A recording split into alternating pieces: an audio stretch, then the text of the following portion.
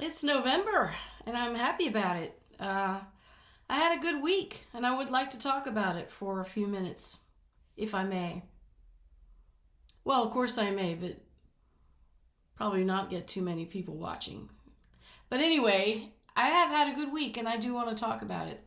I recently made a video in which I kind of slammed out all of my frustrations on my guitar because somebody told me I shouldn't wish my life away. And I was just saying, I just am looking forward to November because my husband has been gone for weeks and I was ready to have him home. And now he's home. But he has to go away again. Our wedding anniversary is November 16th. It'll be number 23 for us. And if all goes to plan this year, he's going to have to go on another business trip that starts on the 17th. So it all depends on what goes on in Washington, I guess. And as we know, things have been rather hectic and crazy. I am delighted by the election results this year, though. Gives me hope. I remember a year ago, the day after Election Day, feeling sick and frustrated and angry and kind of hopeless. And it's not been the most uplifting year. There's been a lot of bad stuff that's been going on. But then there's also been a lot of hilarious stuff. And some of it has been kind of interesting. For instance, I heard yesterday that Abigail Zwerner, who was a teacher at Rich Neck Elementary School in Newport News, Virginia, was awarded $10 million in a civil suit against the school system. If you don't know about Abigail Zwerner, she was a first grade teacher, and she was teaching January 6th, 2023, and a 6-year-old child pulled out a gun and shot her. I happen to have a tie to that case. Her aunt, Amy, is my former high school classmate. We graduated high school together, and we're friends. I have never met Abby Zwerner, but I've been watching that case, and I'm glad to see that she won. Now, I do kind of feel like it should have been a higher award, but I also know the community, and I know that basically it's going to be insurance that pays for that, and there'll be appeals, I'm sure. But in the long run, what I hope it will turn into is policy change that will be good. I was also really glad to see that Virginia is getting its first female governor, and it will be a Democrat. I'm not a Democrat, actually. I am not registered to any political party. And for many years, I did vote Republican. It's been a long time now, because the Republican Party that I grew up with no longer exists, and certainly not in the era of Trump. So I'm really happy to see that my formerly ruby red state has gone purple and is even sort of turning a little bit blue, because I'm sorry, I feel like the Democrats are a lot saner. I know that people that vote Republican would argue with me about it, and mainly what they would want to argue about are things like transgender politics and what they think is an abuse of welfare, which I think is a bunch of bullshit. So I'm not going to go there. I have a background in social work and public health, and you're just not going to convince me that there's a lot of... there are people that game the system, and I know this. But I also feel like in the world's richest country, we shouldn't have people worrying about how they're going to eat. And certainly not during the holiday season. And it's sad to me to see so many heartless people saying, you know, if you're on SNAP, then just go to a food bank, knowing that so many of those food banks don't have enough. And a lot of people have lost their jobs this year. So, and there but by the grace of God go any of us. And when you consider all the crops that are not being picked because of all the deportations, and the fact that there are all these tariffs, and farmers can't sell their crops, and so there's some of that is, it's all rotting. Why are we letting people go hungry? Especially, and why are the people who are pushing for that calling themselves Christians? The Christ that I learned about would not have been in favor of that. People suffering and dying because they can't get enough food. And so much ignorance too, because you see so many people talking about, oh, there are all these fat people that are on SNAP. Well, you can be, believe it or not, overweight and malnourished. But most people don't care to learn about these things, and they're too busy pointing fingers and thinking that poor people are the source of their problems. And frankly, they're not. But I'm not going to get there. I'm not going to go into that. What I want to talk about is another thing that happened this week. My husband's daughter is currently expecting her 5th baby, and she will probably have her baby by Monday.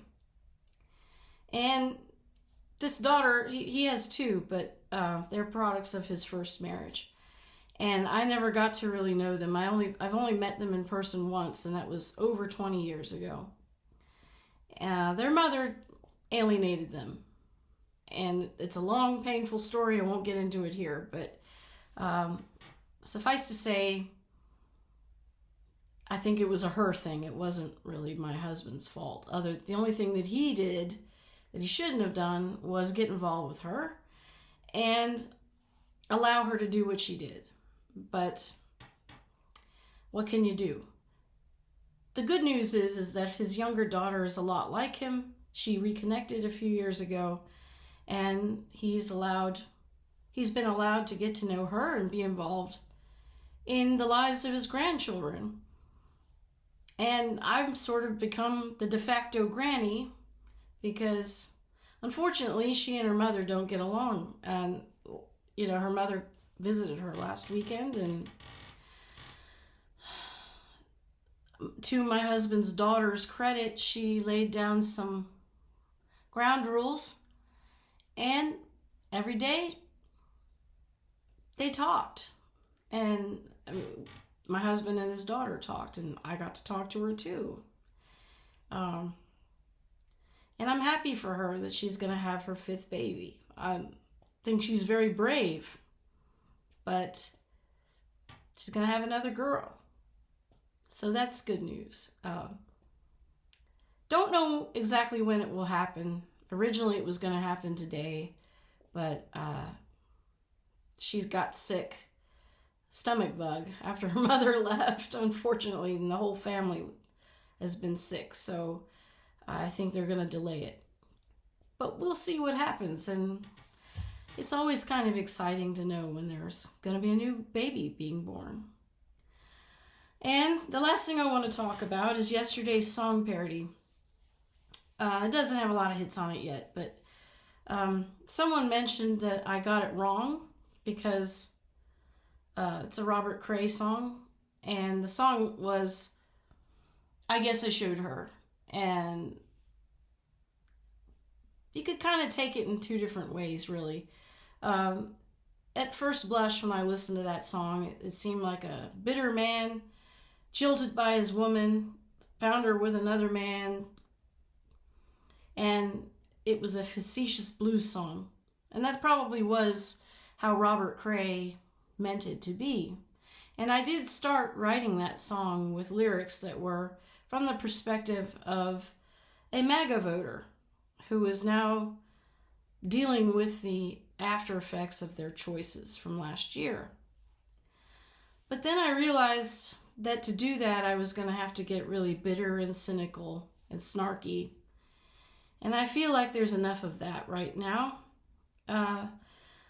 You're seeing a lot of content where some people are brave enough and enlightened enough to come forward and actually say they were wrong, and they're getting dragged for it.